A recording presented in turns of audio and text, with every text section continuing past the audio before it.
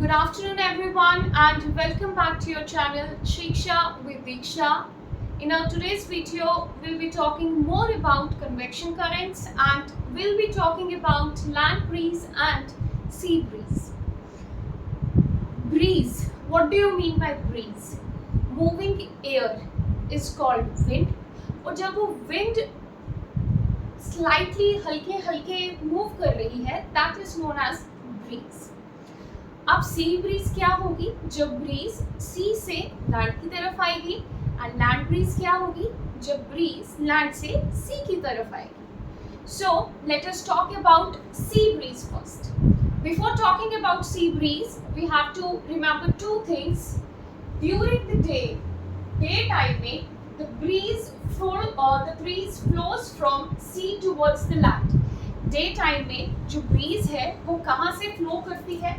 From the sea towards the land, and during the night time the breeze flows from the land towards the sea.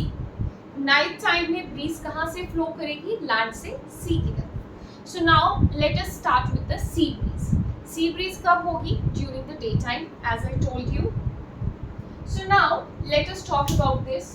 During the day क्या होगा? Sun will be there.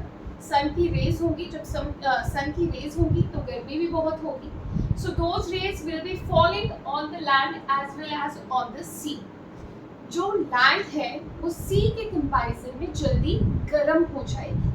सी जो है वो थोड़ी late गर्म होगी, but जो land है वो जल्दी गर्म हो जाएगी. So land gets heated up. When the land gets heated up, जो उसके ऊपर की एयर है दैट बिकम्स हॉट. कोई चीज़ गर्म है तो उसके ऊपर की जो लेयर है या जो उसके ऊपर की एयर है that becomes hot. Hot air, जैसे कि हमने लास्ट टाइम बात की थी, जब हम भी मतलब हमें किसी से डांट पड़ती है, हम गर्म हो जाते हैं तो हम मतलब एक जगह नहीं बैठते हैं, हम आगे पीछे नॉर्मल लैंग्वेज में बोलो तो नाचने स्टार्ट हो जाते हैं. तो ऐसे ही जो एयर है जब वो गर्म हो जाएगी तो वो भी डांस करने स्टार्ट हो जाएगी, वो भी नाचने स्टार्ट हो जाएगी, एंड वो गर्म होने के बाद ऊपर चली जाएगी. जो चीज़ गर्म है वो लाइट हो जाती है. जब वो लाइट हो जाती है तो वो ऊपर मूव करेगी. हल्की हो गई है तो ऊपर चली जाएगी. So this hot air rises up. ये ऊपर चली गई. Hot air rises up. अब जब वो हॉट एयर ऊपर चली गई तो यहाँ पे स्पेस बन गई.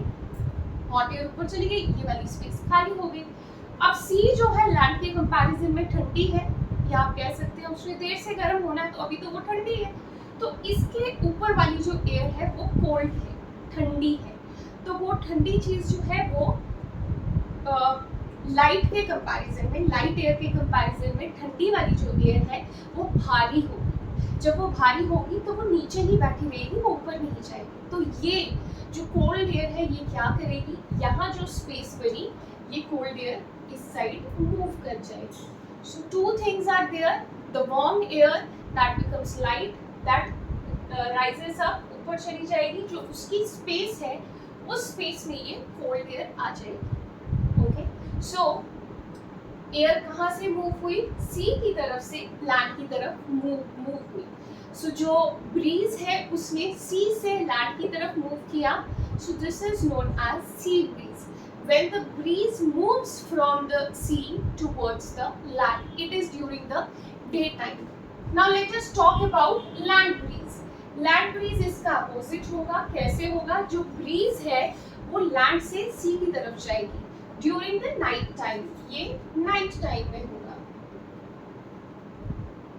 This is during the night time. क्या होगा night time में? जो land दिन में बहुत गर्म हो गया था, सी से जल्दी गर्म हो गया था, वो जल्दी ठंडा भी होगा. सी इतनी जल्दी ठंडी नहीं होगी. So the land becomes cool.